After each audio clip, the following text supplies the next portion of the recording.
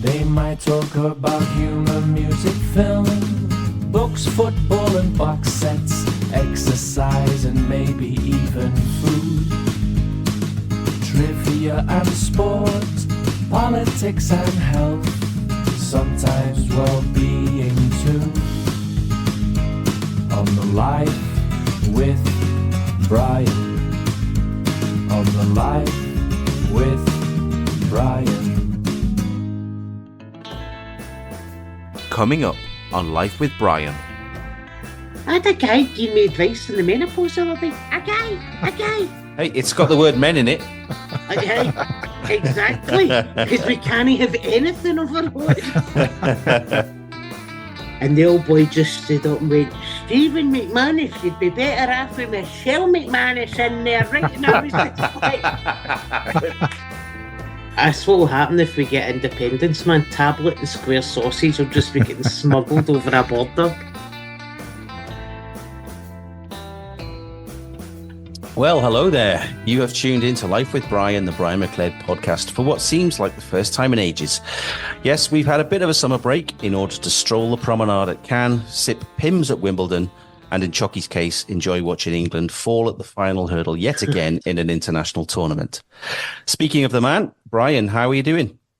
Wonderful, thank you, sir.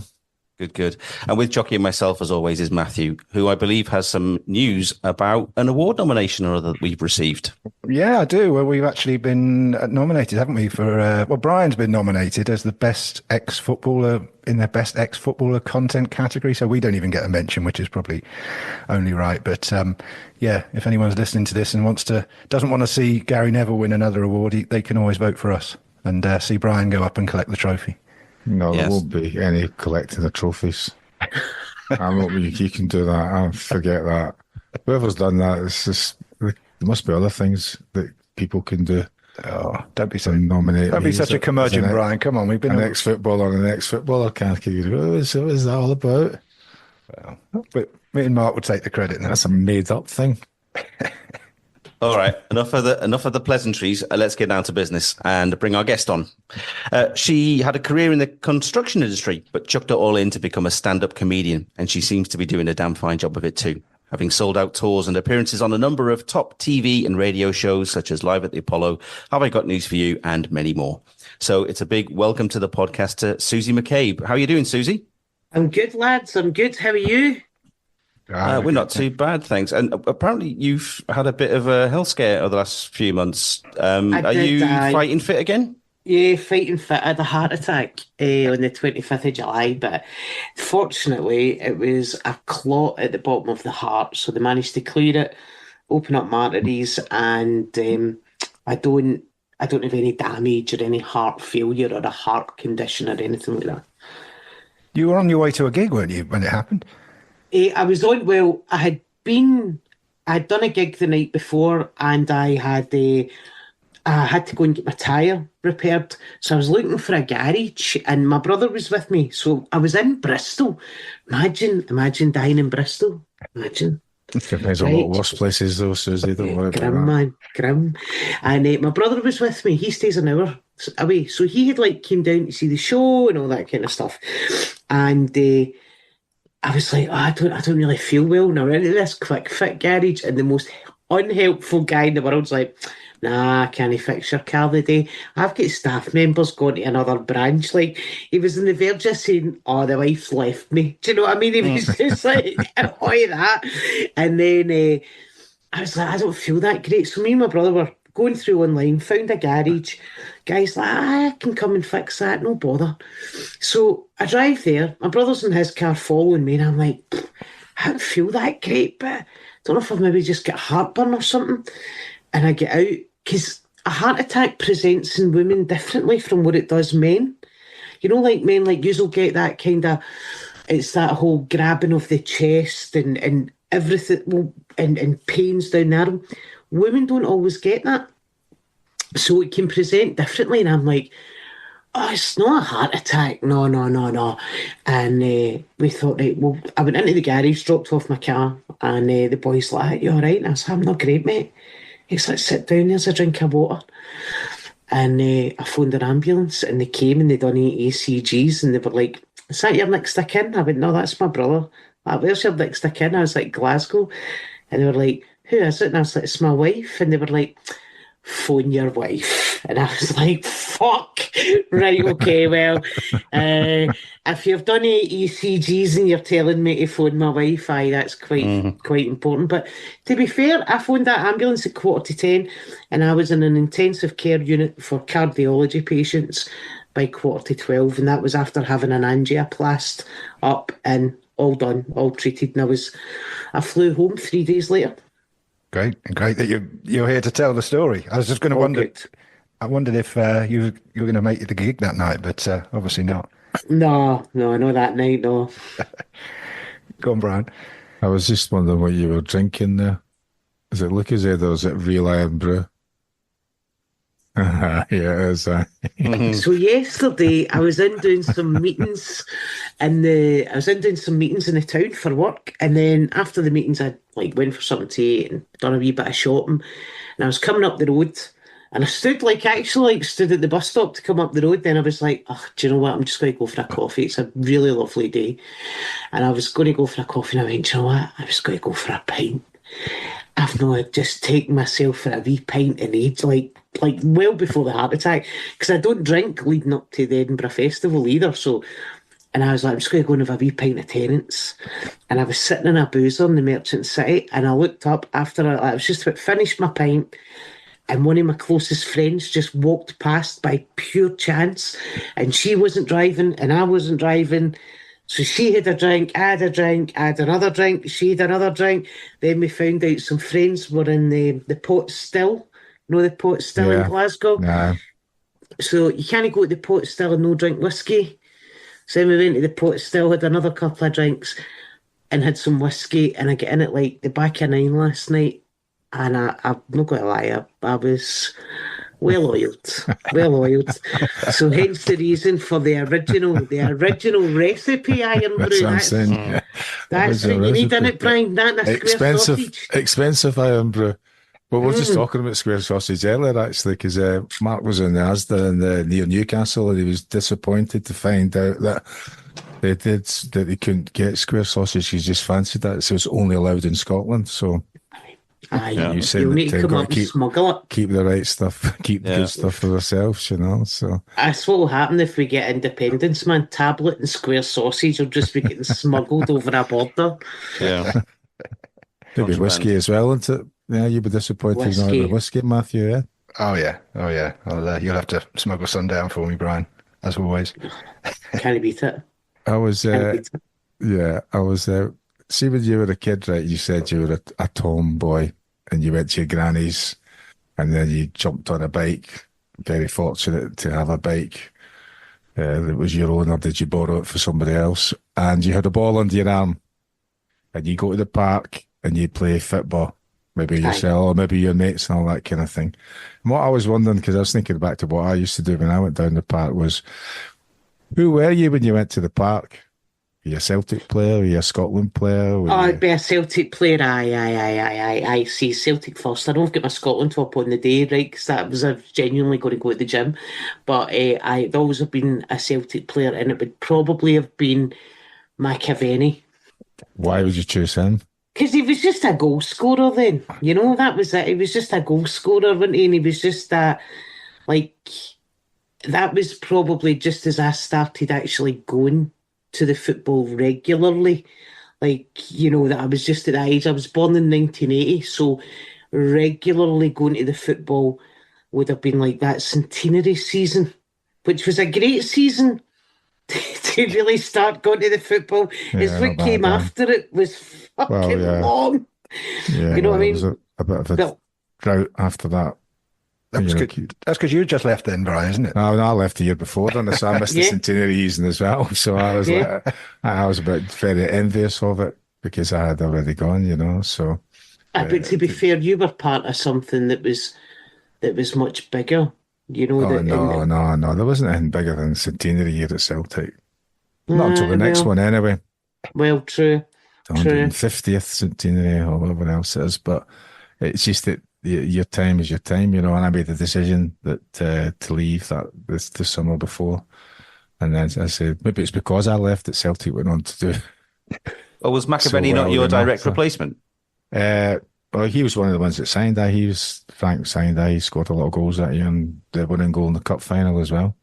Aye, and they scored. Celtic scored. Celtic either won that game in the first 20 minutes or the last 20 seconds. That was how that season went. It was either a last minute winner or you were 3-0 up at half time. There was no in between. And that was quite a fraught. That's quite a fraught kind of season. But as a young football fan, standing there in the jungle, your brother's up the back and you and your brother's pal's nephew have been parked down the front. That's a really magical thing. You know what I mean? Did you go to the last home game of the season? Yes. Because I remember seeing a video or a picture of that, right? And this is going about the times about what the crowd was. And there was people younger than you. They were sitting on the red ash outside the jungle. It was that busy. Yet the crowd, when the official crowd for that particular day came back as some 46,000, right? Now, you were there. I've been there when the European nights, Sporting Lisbon, for example, where you could not cram another person into that ground. And the capacity then was 70,000 and the crowd the next day was 38. So funny. So I'm thinking with 38,000, there's 32,000 other people getting lifted over, Aye. Or it was just the way the Kellys done their counting. I'm old enough to remember. Desmond White, he was the chairman then. Fucking. Who was always part of the same kind of thing. That was it. The only one brilliant, that wasn't part of that cabal that got kept on when Fergus came in was Tom Grant. Because Tom Grant it was almost one step removed and kind of dealt with Fergus, but the Kellys and the Whites were just so integrated and ingrained in the club that it did to a certain degree just feel like a two-family cabal. What's your you're obviously a Celtic fan. We've already found that out. But was it a family thing? Is it from how far back does this go in the family? So, well, look, in this city, you don't get a choice in this city. So the way it would have worked. So my dad was a Celtic fan. Now my dad came from, his parents were what would have been classed when they get married as a mixed marriage, as a Catholic and a Protestant marriage, and but my dad was. All the kids were brought up Catholic, which by pure default of my dad's generation meant that you'd have been a Celtic fan, right? That's just how that works. And then on my mum's an only child, and her father was a Celtic fan, but he grew up not that far from Celtic Park. And my mum, as a young kid, grew up in the Carlton, which is essentially where Celtic were founded. Yeah. Sorry. So, yeah. So, my gran Carlton Bookshop. I love the Carlton Bookshop. You get a nice pin badge in there. You do get some nice pin badges in there. You do. And the odd nice book and a nice t-shirt. Nice book and a nice t-shirt. Last time I was in, I think I went in to get one particular book and I walked out with 3 books, 3 pin badges and 2 t-shirts. I'm just like that. Well, you can't get them anywhere else. No. But I remember my gran saying that, in a Saturday afternoon when my mum was a very young kid, she was 1950s, she would hear the cheers for Celtic Park, so she'd know what the score was and she'd know if we won. And then they moved to the Garngad, which is a real kind of heavy Celtic area. They've got a junior team called St Roch's, which has got a massive affinity with Celtic, and some of Celtic's much, much older and much kind of longer past went for St Roch's to play for Celtic. So I think the most famous would probably have been Charlie Tully. So my grandfather, I've got an older brother who's 8 years older than me, and I think my grandfather just radicalised my brother from a young age. That's right. I think that was radicalised. And my dad being a Celtic fan as well. And then my brother would go to the games. And because there was 8 years between us, he kind of got to an age where he was old enough to take me when I was younger. And that was just it. It was just, you lived in the East End. I could actually stand at my mum and dad's bedroom window and in the distance see the old floodlights. The old floodlights that would have been the Rangers End.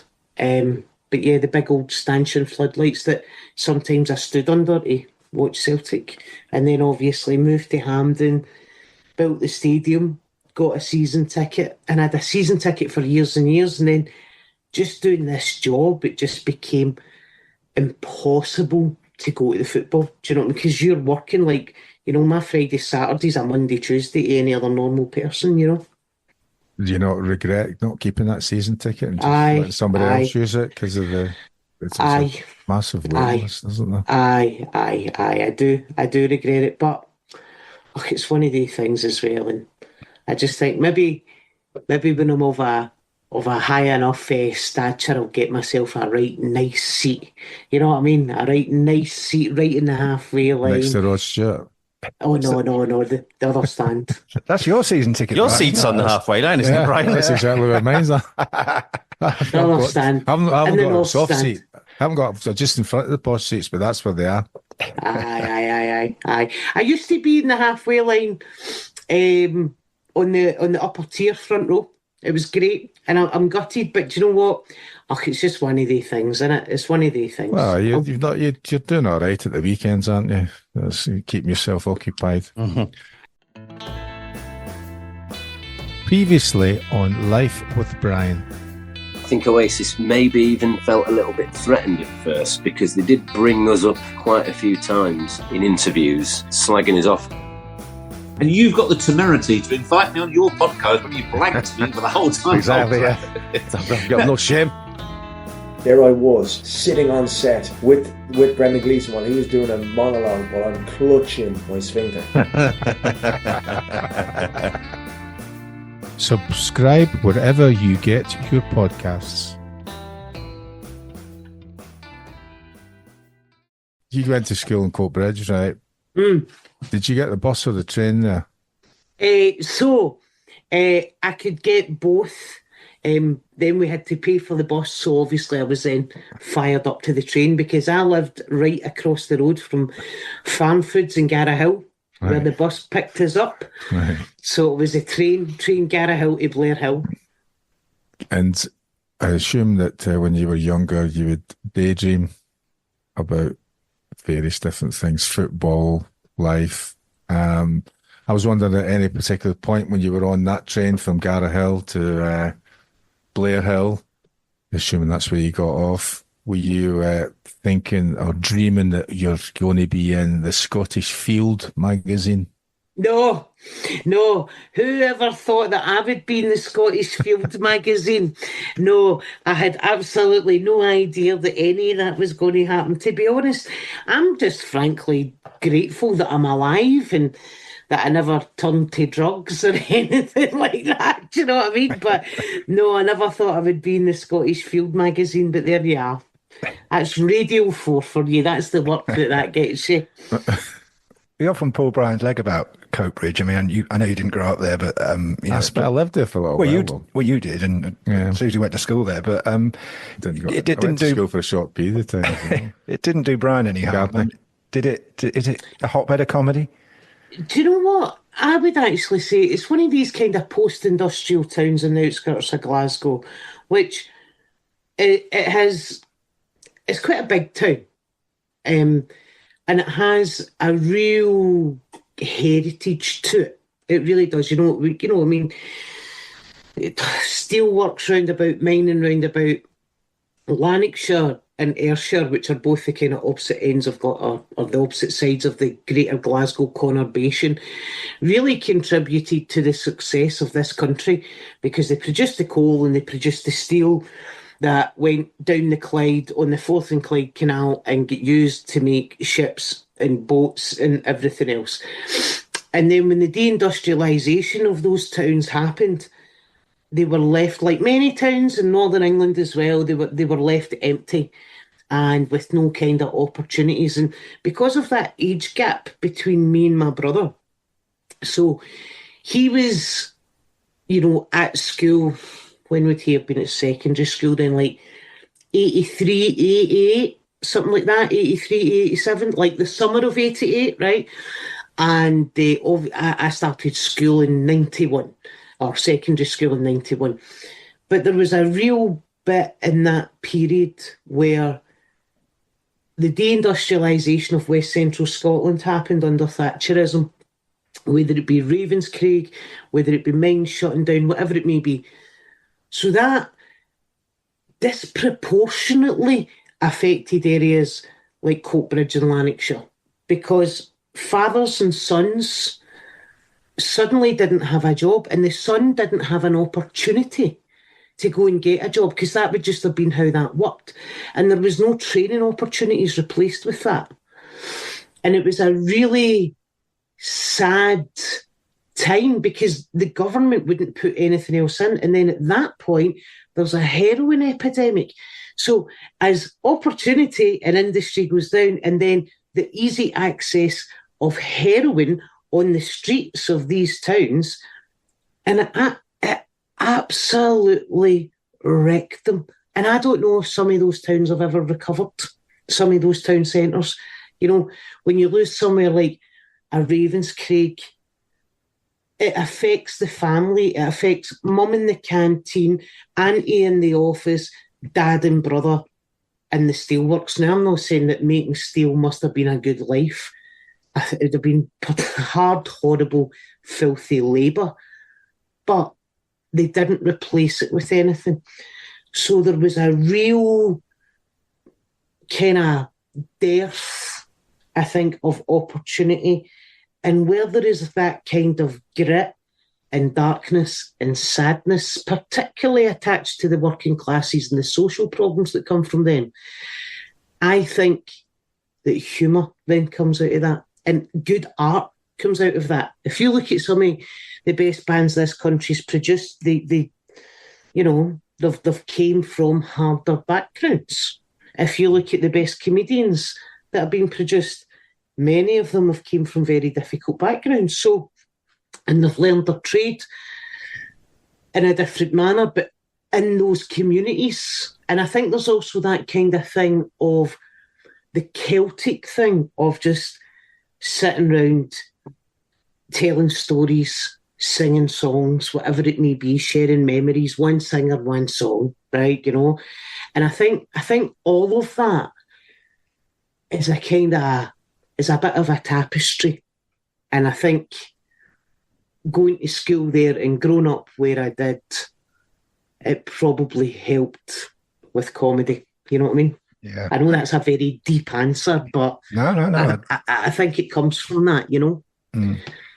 I mean, Brian, you've lived this side of the border for a lot of your life, but I know when you go back, you sense a different type of humour and way of life, don't you? And I think you still feel that, even though you've lived in England for so long. There's still that element of you that loves going back, loves the humour, loves the chat, and that's what you get when you go to Coatbridge. Well, all those places in the east end of Glasgow also, and in Glasgow, it seems to be like very good point that the Susie's making there about what life has been like in many parts of Scotland for the last 40 or 50 years. And the only thing you got left at the end of it is how do you enjoy yourself, and a lot of that is down to becomes then you're laughing, people telling jokes, people telling funny stories, and you would probably find someone. I mean, you've spent some time yourself there in Coatbridge, Matthew. You find a comedian in every pub, or certainly somebody who was very funny in everywhere you go, and that's what I come across. But the other thing that I've always found, Susie, and maybe you get a bit of it now, is that you're never allowed. I mean, you're never allowed to get carried away with yourself. Absolutely not. Absolutely not. You will be cut off at the knees, 2-footed, season-ending injury. Fucking, if anybody thinks for a minute that you're getting above yourself, and you know what? That's a good thing. That's a good thing, and that's who we are. And there's that kind of I done a joke in my show there, and it was about trying to justify staying in a 5-star hotel to your family, and you having 2 nights in that type of place as a special treat is the same as telling your family that you're having 2 weeks in a ski resort. Do you know what I mean? They're like, is that you a Tory? What is this? This kind of assumption of, aye, that's good that you're doing well for yourself, but you're no all that. You're still this, or you're still that, you're still for here. And I think that's a very important thing as well, that it does keep you grounded and you're not allowed to run away with yourself, And I also think that as you become maybe more successful or gaining a bigger public profile, you start to understand the responsibility of doing things for charity, to maybe shine a light on certain causes, to maybe be like, right, we need to go and I need to go and put my name to this, or do a gig, or do this gig for this cause because it's important, and I know if my name's there, they might shift an extra 30, 40 tickets. And I think that's a really important thing, but also think that comes from maybe being Scottish, where you've came from this small, feudal, Northern European fucking dark country in the winter, and we are a wee bit, we're all Jock Tamson's bairns, just in you come, and it's a different vibe, we are a warm country in the sense of our spirit and our hospitality, and I think that also kind of gets you through a wee bit more. Do you know what I mean? I think I don't know if it's the older I become, you're meant to become more right wing as you get older. I think I'm becoming more left wing. Do you know what I mean? Well, I must have missed that bit as well. I know. I did the Carlton bookshops. But when you look at the way the United Kingdom is now, and as somebody who travels a lot around this country, there is distinct differences between the 4 nations.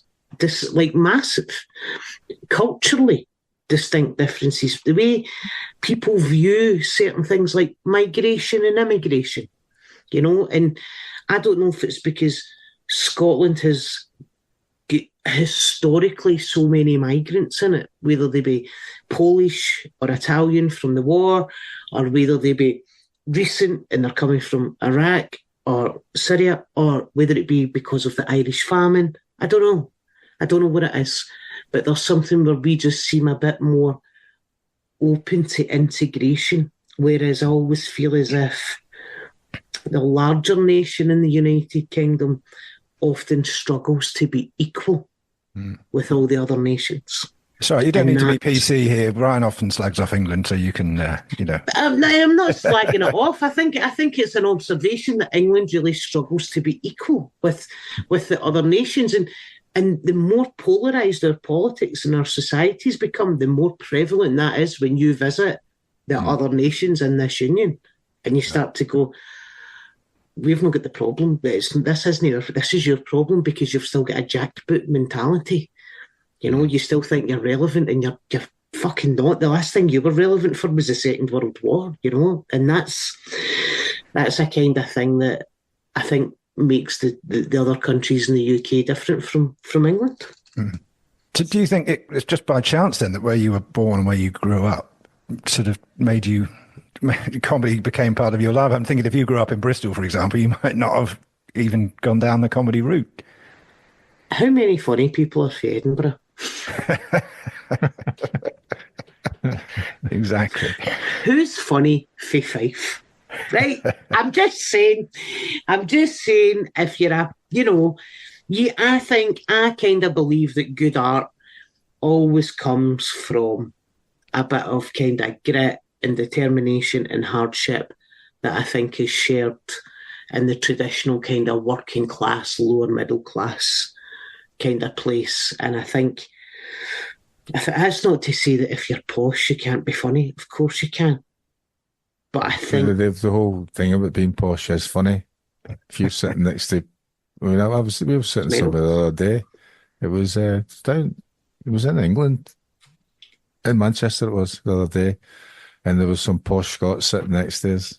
Oh, And the worst, we were man. just sitting listening to what they're saying, going, "Oh, hope nobody else thinks that I'm like this person because we've got a similar accent." But they were definitely Newton Mearns and Bursden and Mullinguy, you know. And they'd come to visit, you know, the mother had come down to visit the daughter who's working in Manchester, you know, and it was just like, oh, please don't, please. Have you ever been? Hurry up, bring me the rest of my tapas, you know. Aye. Have you ever been accused of being a posh Scot, Brian? I don't think. Me? Don't think so. You know, I don't have a problem with people bettering themselves and stuff like that. And you know, like, you can be wealthy without being posh. Do you know what I mean? Yeah. You can be wealthy and have money in the bank and properties, but you've not kind of forgotten yourself. I'm very fortunate that I know a lot of people who have been very successful within their own industry, and they are, by all accounts, multimillionaires.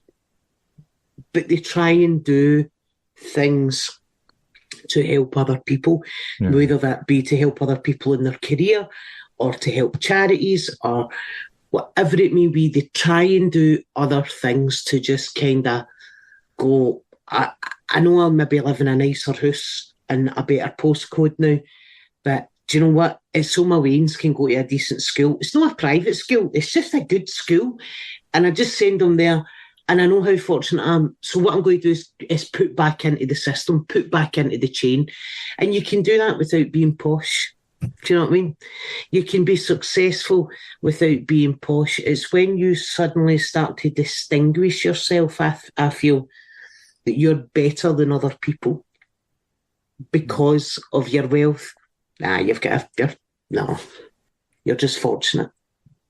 Brian mentioned there that everyone in every pub in Scotland's got a comedian. That made me think of your comedy beginnings. Really, it came about due to a dare, didn't it? When you were in a pub to get up on stage and. Yeah, so me and my mate, so we were in my house. He came over, we did like curry and drinks, and one of our friends had been diagnosed with stage 4 ovarian cancer, and we'd been over to see her the week before, and we were just talking about life. So this is like 2010, summer 2010, and if you remember back right to 2010, it was quite nice. Do you know what I mean? Like, you know, Labour had been in charge for a while. We still had, you know, money going into newborn babies' bank accounts and fucking, you know, food banks were in their thousands as opposed to the tens of thousands. And life was quite boring in the sense, right? It was like, you know, the politicians done their job. You got up every morning, you went to your work, you came home, you watched the news. It was great. And then we were sitting going, you know, we grew up at a time it was so turbulent, so turbulent. And life's kind of boring now, isn't it? Because we just all get on with it. And we should dare ourselves because we've got a friend with cancer here and you never know. You never know when your barcode's being called. And I was like, aye. Now bear in mind, it's like 3 a.m, we're steaming. Both of us have went to our bed. The next morning I got up and my then girlfriend was in the kitchen and he's standing with a cup of black coffee, right? And like you could smell the coffee, you know, that way. And he went, do you remember what you agreed to last night? That we'd go and do something to scare ourselves and we've decided to do stand-up comedy. And I was like, son, you write the cheque and I'll transfer the money, right? Because I won't lose the bet. And that's how it started. We went and done this course and that was it, aye. That was it. How did he get on? Did he carry on in comedy the same way you have, or is he doing something completely different? No, he only really wanted, he's still a lawyer, he only really wanted to do it once. That was all he wanted to kind of do it once, right? He tried it another couple of times after it, and he was good. He was really good, but he was just like, oh, no, you know, I'm working all week, and then they thought of getting out to gigging at weekends, where I was working all week, and then, like, hammering as many gigs as I could, because I was like, this is what I was meant to do for a job, you know. It's a hobby you get paid for. I basically I actually said that. I can say that because I've never ever had a day's work in my life. So. Yeah, but it's a hobby that became my job. And if you get to do that, you are so fortunate. If you get to do something you love, I was 8.5 years before I became a full-time comic, and I knew I was full-time. On this particular day, I was driving down the motorway, and I thought to myself, what day is it?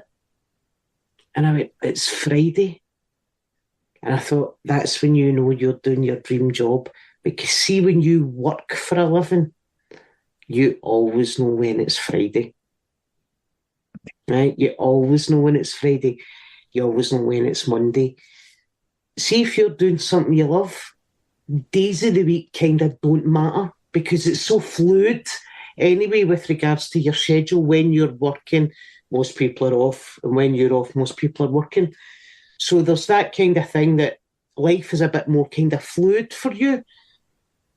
But that's one of the positives. You don't have that structure that most of the population have.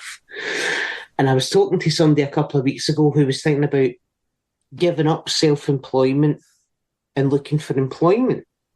And we were kind of bouncing about ideas.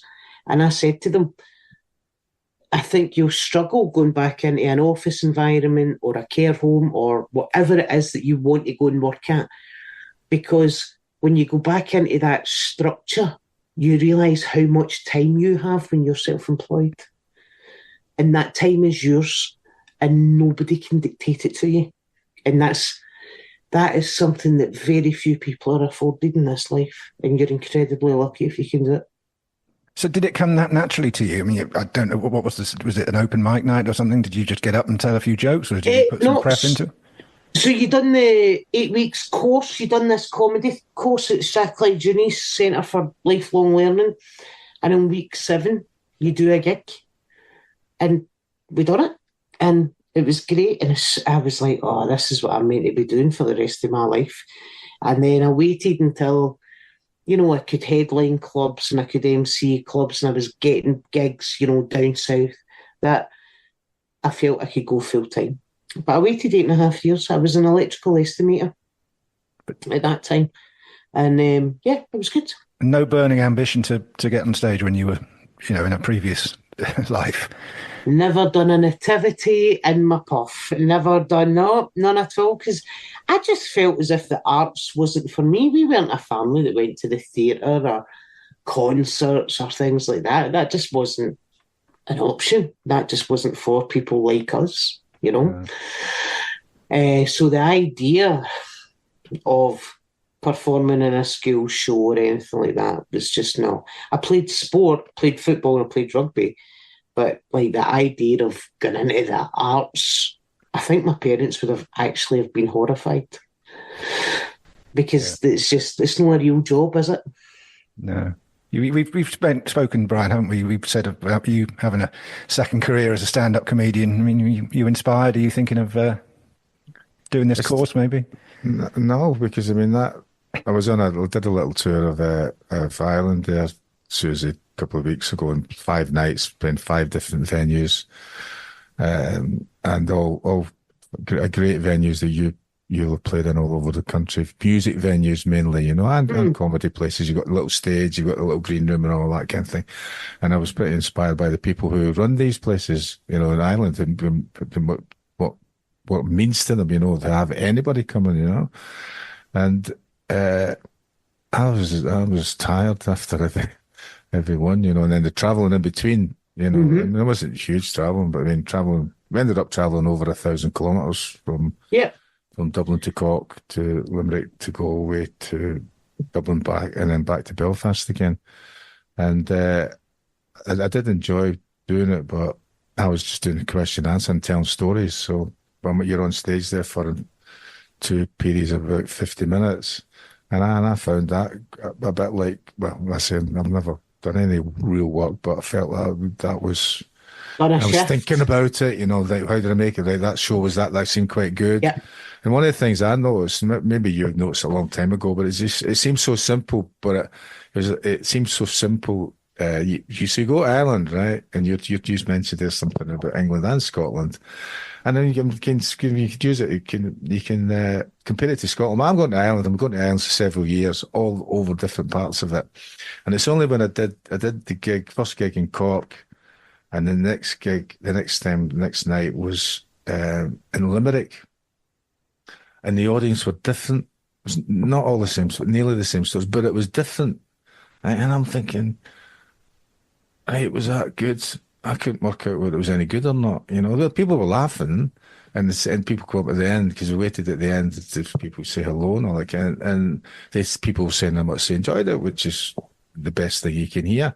But and then I thought to myself, well, hold on a second, you've travelled an hour and a bit, right? So you mentioned Fife, Edinburgh, right? And all the areas around. I'm thinking, well, how can I be so thick that I wouldn't understand that Cork and Limerick are completely different? Yeah. And then, so when I came into my head, I thought, I kind of relaxed a bit of thing. I thought, oh, well, I've no idea what's going to happen when we get to Galway now. That'll be, and then Dublin, and they were all different. Yeah. But at the end of it, people said they enjoyed it, which is all that mattered. But I was overthinking after the first one that they didn't like it in Limerick because of I think it is as well. So you've got the geography thing of different places and different kind of sensibilities, I suppose. You know, like I know that if I go to Liverpool or Newcastle, I'm going to have a very different gig to what I would have in Coventry or Birmingham. Do you know what I mean? Yes. And it's not that they're not laughing at the same thing. They're all laughing at the same stuff.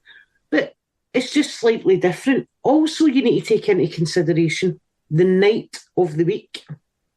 Aye. The level that your audience is at. Like I always say, a Friday night gig in any comedy club can be like, aye, this is the smilers. Next joke. Because they've come in for work, they've maybe thrown some food down their throat, stuck on a shot, had a shower, whatever, and headed out. Or they've came in, got dressed, headed out, they're in the club and they're getting something to eat and a couple of pints in there. And they've not had that chance to just, you know, release the pressure switch, you know, and go, that's my week done, that's me out. Saturday night, they've had a lie-in, they've been out shopping, they've done the stuff that they need to do, they've dropped the kids off, they've came out early, they've had a couple of pints, then something to eat. Now they're up the comedy club. Very different mindset, you know.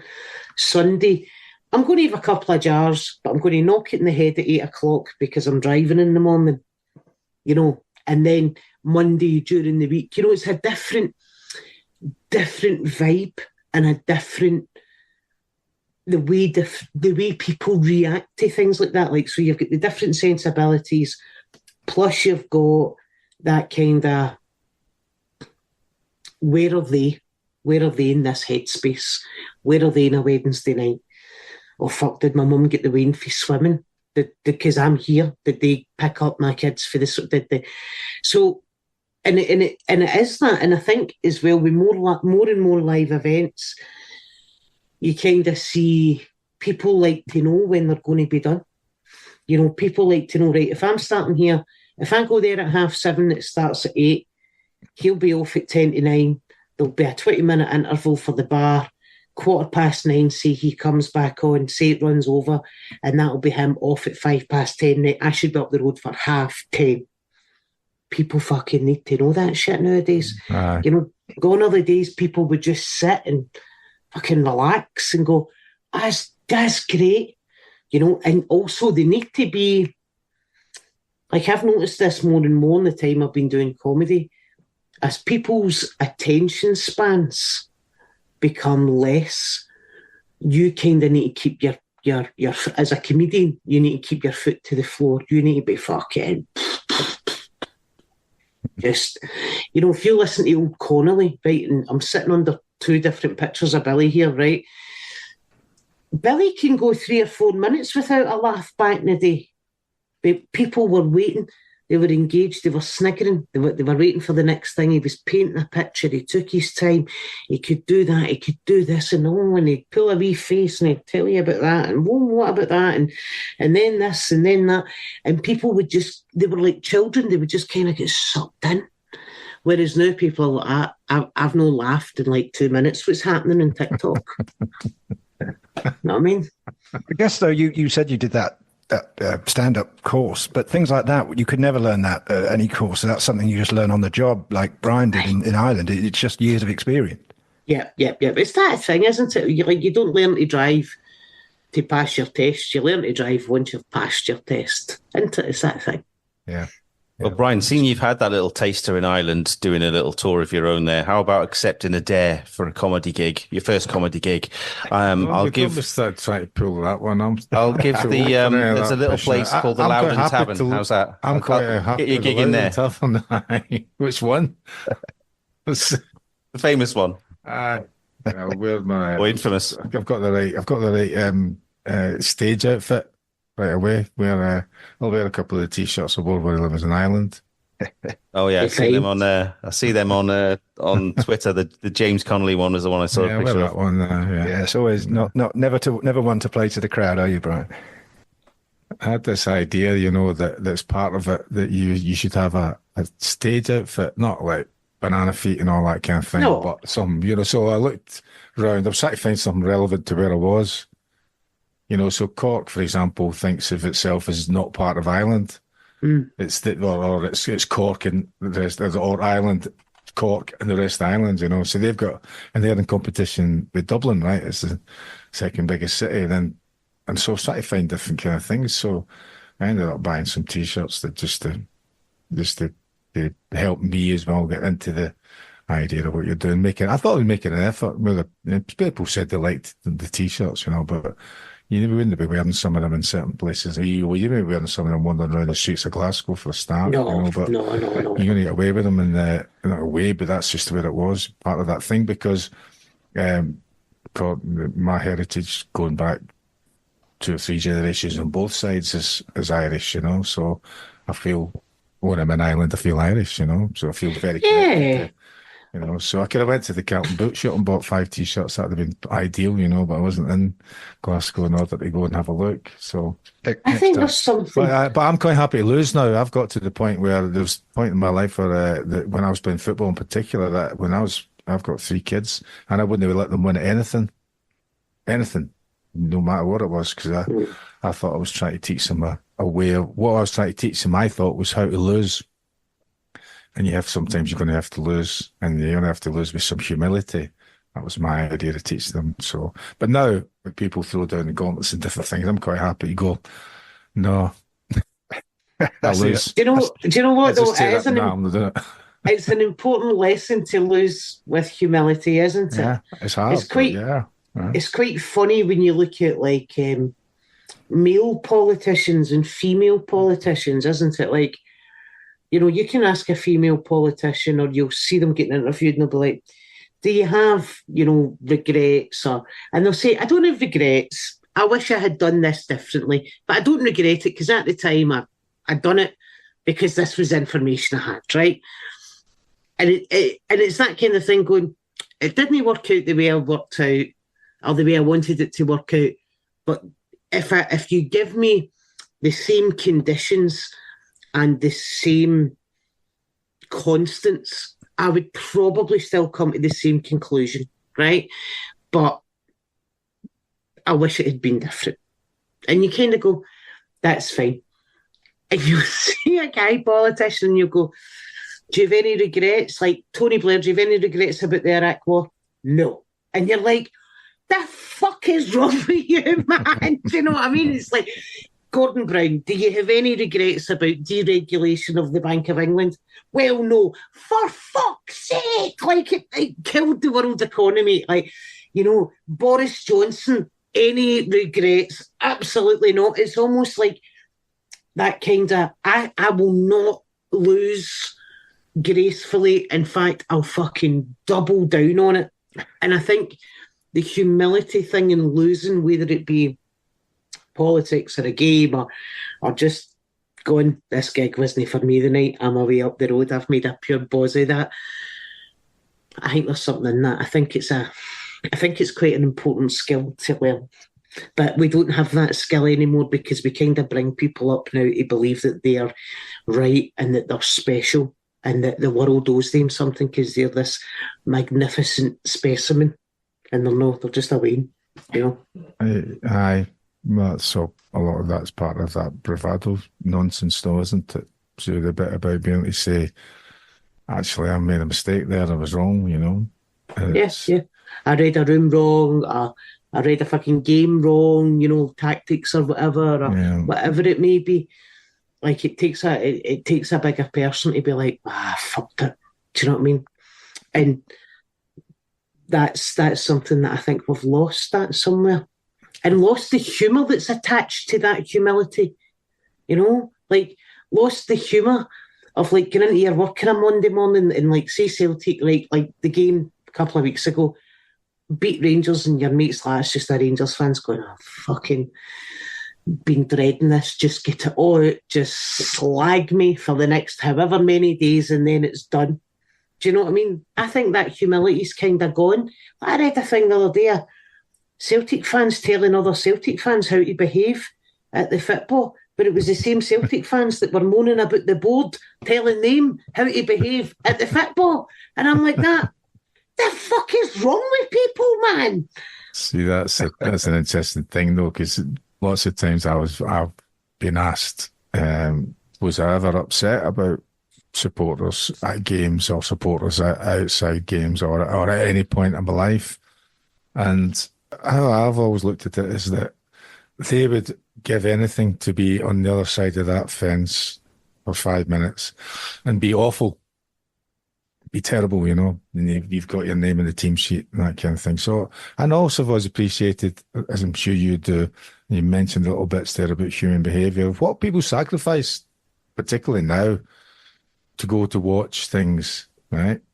So I went to Peter Kay the other night, and it's in the arena in Manchester. Yeah. So I got 2 drinks. It was really 4 drinks really, and it was £37. I'm like, 37 quid? Fuck it. I'm not going back to the bar, right? No, don't forget that. But I think, well, how do these people manage to afford all of this? The price of the ticket. Can't remember what the price of the ticket was because we bought it so long ago. Because when they went on sale ages ago, and then all that kind of money to get in, probably transport to get in, and maybe some to eat before the gig or after the gig or whatever. And it's the same with the football now. How much does it cost to go and watch the football? Yeah. Now, when I'm watching the games and there's people around me have their view of whatever it is, I like that they have their view of whatever else it is. They don't like some kind of particular players because part of that's part of my fun. So I might say to the guy next to me, who's an older guy that's been going to watch the Celtic for about 50 years, and I'll just say that, for example, he didn't like Joe Hart, right? So I'd go, yeah, he's playing well, that Joe Hart, eh? What a So now it's like, so I just pick up, and there's a guy who'll stand up, he'll stand up when they're winning, or the Slovan Bratislava game when they're winning comfortable, and he's standing up shouting about a bad pass somebody's made. And I think that's great. Aye. And I think that anybody should go and be able to vent their spleen, and that's the whole point of sport and comedy, or whatever else it is. You go there, forget about real life, and you can behave in a certain way, as long as it's not violent and really offensive. But yeah, I mean, you shouldn't be telling other people how to behave. No, I remember going to the football, right, and where my season ticket was. I sat next to a father and son, right, and we called. They both had the same name, Robert. And the dad, I used to call him Feather, right? And I'm fucking, here comes Feather. And do you remember Donati, Massimo Donati, playing for Celtic, right? Yeah. I used to fucking blah, but this boy's fucking murder. And he'd be like, oh, Massimo, what a pass, right? Just fucking, and I'm like, I'm going to fucking tip you of this. And then there was the boy behind me, right? And remember Lee Naylor? He fucking hated Lee Naylor, right? He hated Lee Naylor for whatever reason. And it was the Barcelona game when Lee Naylor injures Lionel Messi. Messi's injured for like 3.5 months of the season, still wins the Ballon d'Or, right? Champions League under Gordon Strachan. Lee Naylor is up against Lionel Messi, right? And he puts a challenge in and he injures him. And the guy behind me is like, oh, that love, fuck, Naylor. we've all paid money to see a world-class player. You've just injured them. Right. Which is the most football fan thing I've ever heard, isn't it? It's like Lee Naylor could not do anything right in this boy's eyes, you know. And then I remember one of the games. I mean, I loved this about the football. Just listen to people. There was an old couple who sat behind us, like probably well into their 70s, and they had a wee tartan shawl, and he'd have his wee bonnet and that. And they wouldn't say much, but they would enjoy the game, and oh, that was good, and oh, that was great. And they'd obviously been going to the football forever, right? Husband and wife.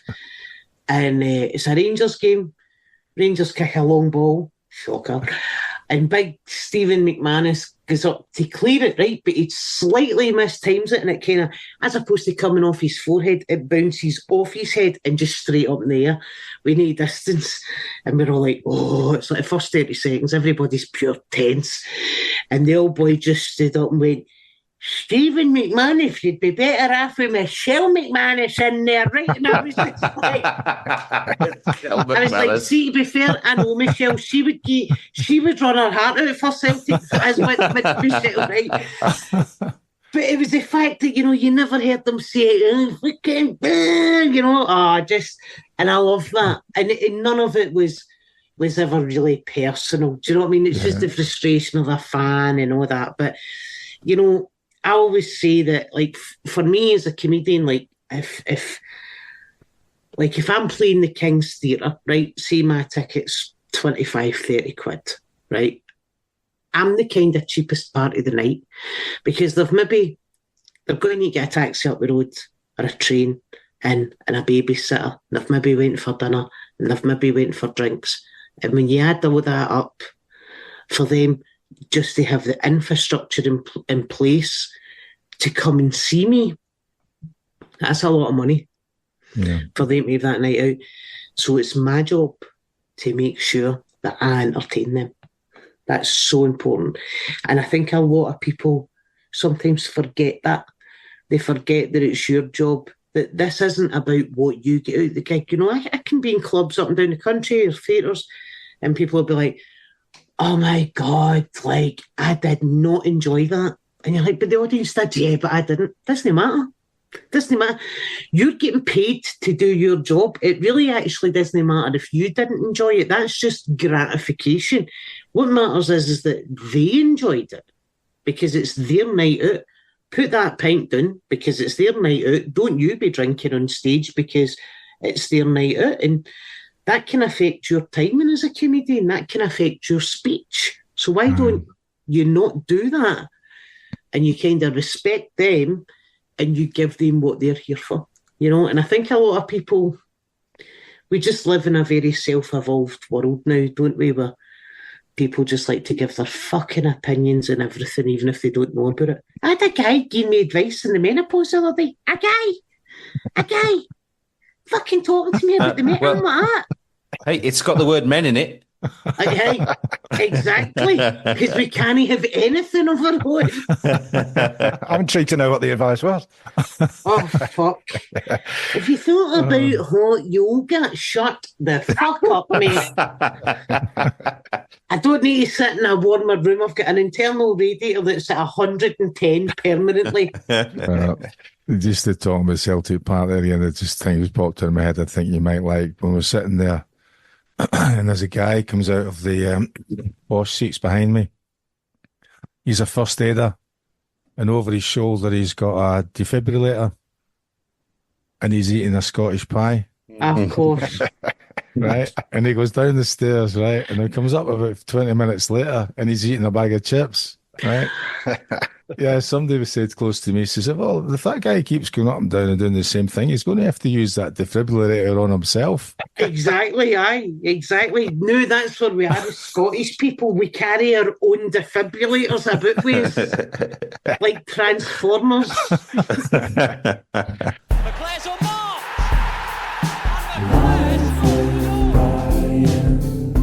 Life with Brian.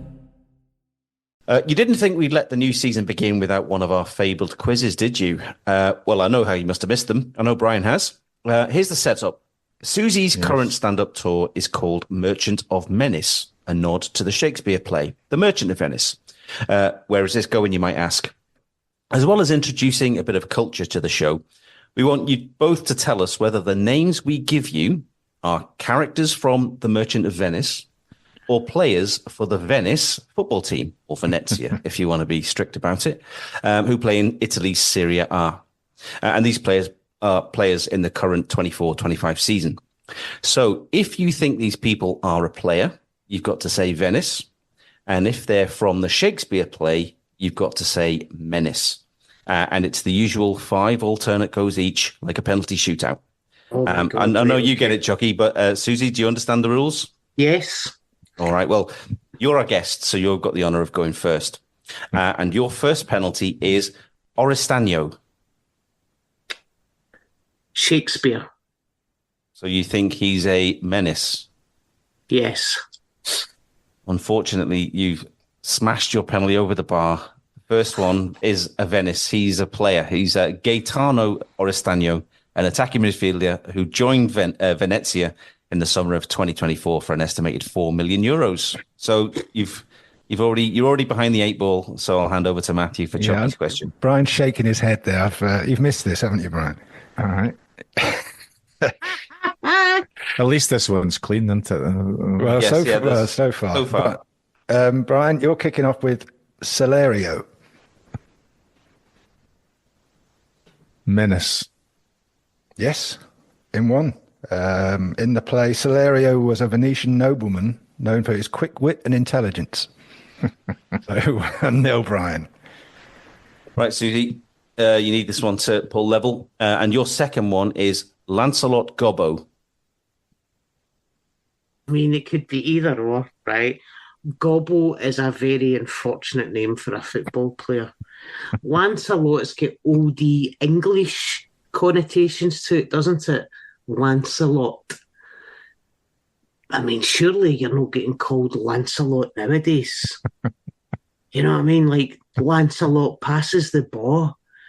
Like, nobody's Lancelot, Gobbo, old English, Shakespearean. Yeah, I'll go menace. Thank God for that. I love your powers of deduction, Susie, because you're right. I thought you were going to talk yourself out of it. Yeah, you're right. He is one of Shakespeare's creations. Lancelot Gobbo is a servant of Shylock. Gobbo, incidentally, is the Italian word for hunchback. Ah, right, okay. Lancelot, there you go. Hunchback. Yeah, Lancelot Hunchback. I don't know if he was a hunchback in the play, but there you go. So one's each. Brian, your next one is Bassanio. Bassanio. Venice. You're saying Venice? No, it's menace. He too is from Merchant of Venice. Bassanio was a spendthrift who wasted all of his money in order to be seen as a respectable man. Mm-hmm. There we go. Right, Susie, you're back in it. Okay. Right, so penalty number 3 for you is Buzio. Buzio. Buzio doesn't sound Shakespearean. You know what I mean? Buzio. Buzio sounds... It doesn't sound Italian. It could actually be an African name. Do you know what? I'm going to say football player. Venezia player. Again, superb powers of deduction there. You're right. He is a Venezia player. It's Gianluca Buzio, who is, despite the name, actually American. Although he's got an Italian father, and I think, from my extensive research, an African American mother. So you were on the right line, along the right lines there. And before moving to Venice, he was the 3rd youngest player ever to start a match in the MLS. So there you go, Susie. 2-1 up. Pressure's on Brian. Yeah, I need to go to the Buzio. Get all of this quiz. 3rd spot kick, Chucky, is Tubal. Tubal Merchant. So you're saying menace? Menace, aye. You sound like you know that answer. No, I don't. I'm just saying it. I'm just trying to say the gravitas. Yeah, well, it's true. I did Romeo and Juliet at school and didn't do Merchant of Venice. Oh, okay. They didn't teach that in the Coatbridge curriculum, no. So we used to run about reading. We used to quote Shakespeare to each other on the way to and back from football every day. I'm sure you did in the Monklands, wasn't it? I'm sure you did. Yeah, it's Menace. It's another one from the play. Tubal is a wealthy Jew and friend of Shylock, who ends up loaning him money so Shylock can loan it to Antonio, the main character. So much information. Yeah, I know you're not interested, so I just thought I'd rattle that off. Right, 2s each. Now, Susie, your penultimate penalty is Caviglia. Caviglia. This is a pure 50-50 shot. It could be one or other, couldn't it? Caviglia. I mean, it sounds a bit kind of Roman. Caviglia. Right, I am going to say player, football player, Venetia player. You're on red hot form. You're absolutely bang on, yeah.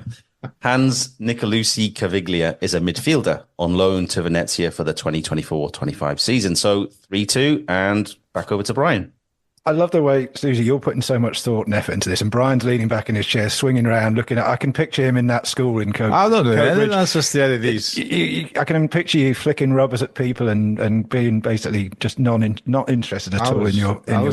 I was a perfect pupil, mate. Yeah, perfect. I was a perfect child. I did everything right. Okay. Always did as my mother and father told me to do. Well, if you could pay a little more attention to our quiz, up until I was 15. Yeah, I mean, till you started drinking. Yeah, and I left home. Okay, back to the subject, Brian. Number 4 for you is Narissa. Venezia. Nope. It's Menace again. Narissa is a female and is both a friend and lady-in-waiting to Portia, the primary female character in The Merchant of Venice. I think you find it's Portia. Or did that put you off? My pronunciation put you off. You'd have got it otherwise, would you? Well, okay, so Susie, if you get this one, that's you the winner. Okay. So here it is. Your final one is Stefano. Stefano. Now, see, like, Di Stefano means of Stefano, right? Of, basically loins of father, right? So that would tend to be a surname. And Stefano could also be a first name of a player. But it sounds quite an anglified Italian name, which would be your man, wouldn't it? Which would be Shakespeare, because that's what he done. Do you know what? I am going to say player. Oh, you talked yourself out of it. Nah! You were right. He is a Shakespeare. You were right. And then you just changed your mind at the last. He is a character from the play. Stefano acts as a messenger for the aforementioned Portia. Portia, right, okay. or Portia, as she prefers to be known. Portia. And that's how she's known in Italy. It's Portia and in Coatbridge, it's Portia. Yeah, in Coatbridge. That's the right way of saying it. I've lost it, right? I've lost track of where we are in the score. I've got one more. We're on the last one. It's 4-3 to Susie, and so Brian needs I miss, I've lost. Sorry, 3-2 to Doesn't Susie. matter, I'm losing. Okay, he's going to miss this on purpose, aren't you? You conclude. I can miss him, but I don't know the answers. No, true. You conclude your first quiz of the new season with Haps. Venezia. Yes. Is it Ricciano Haps? Ricciano Haps is a Dutch-born fullback who represents the Suriname national team. So, wow, so we start with a draw. So, Brian, at least you didn't get beat, which is quite unusual for you. Even though he tried his hardest. Montclair's mailbag. Montclair's mailbag. Regular listeners will probably be expecting the mailbag at this point, where we pose the questions you sent in to Chucky and our special guest.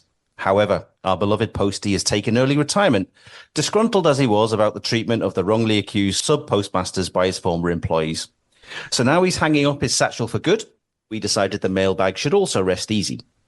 In its place, we thought we'd ring the last bit of information from our guests in the form of the old Focus On features from Shoot and Match magazines of the 70s, 80s and 90s. If you remember those player profiles where they'd ask about favourite meals and pop stars and so on. Jockey used to be a big fan of doing these, as he so often threw in a few mischievous answers to catch the interviewers and readers off guard. So, Susie, are you ready for a quickfire grilling to finish us off? Hit me. All right. I just want to point out that these questions were all part of Shoot and Match magazine interviews with Brian in the 1980s. So here we go. Amazing. Full name? Susan McCabe. Birthplace and date? Glasgow, 21st of the 1st, 1980. Height? 5'2". Most memorable match you've ever been to? Celtic 6, Rangers 2. Favorite current footballer? Oh, in the world, like, or Celtic? In the world.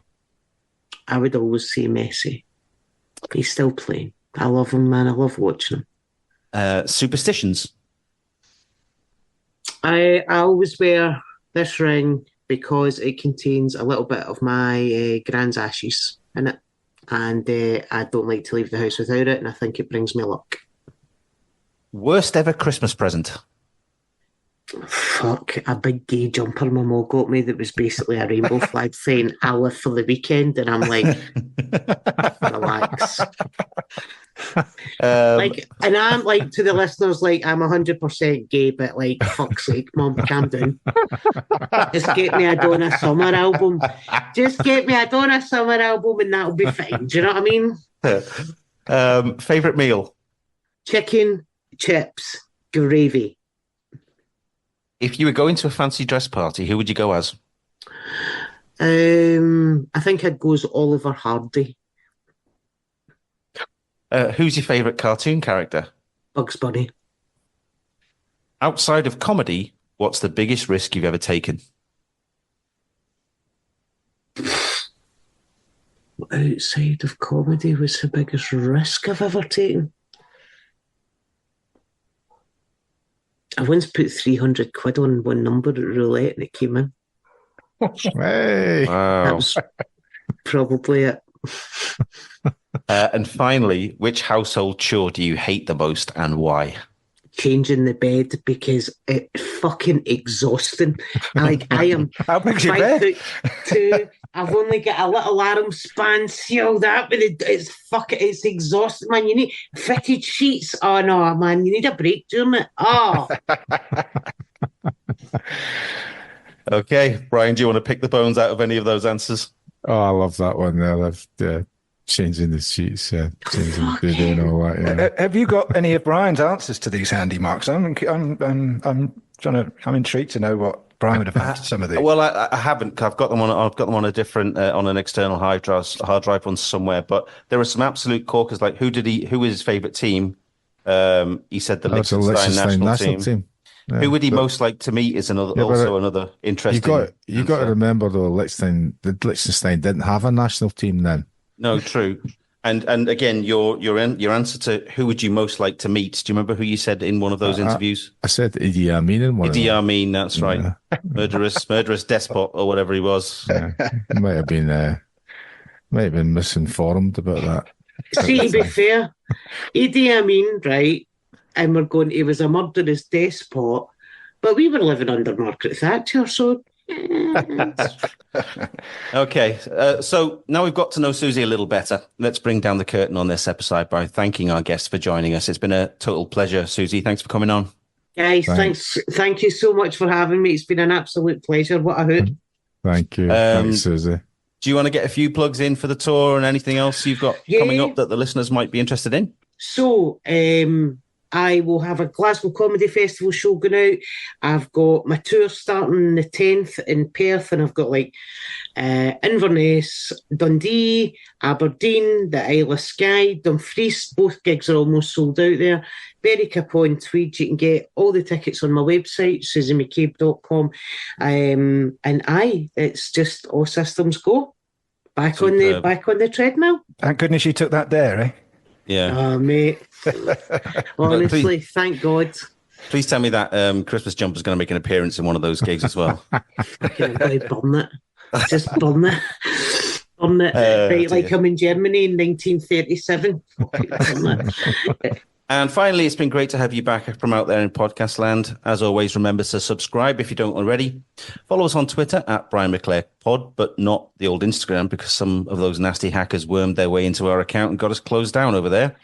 And if you're compelled to vote for us, or just Brian really, in the Football Content Awards for the Best Ex-Pro Footballer category, please go to their website, Instagram, Facebook and Twitter to cast your X in the box. Someone's got to run Gary Neville close.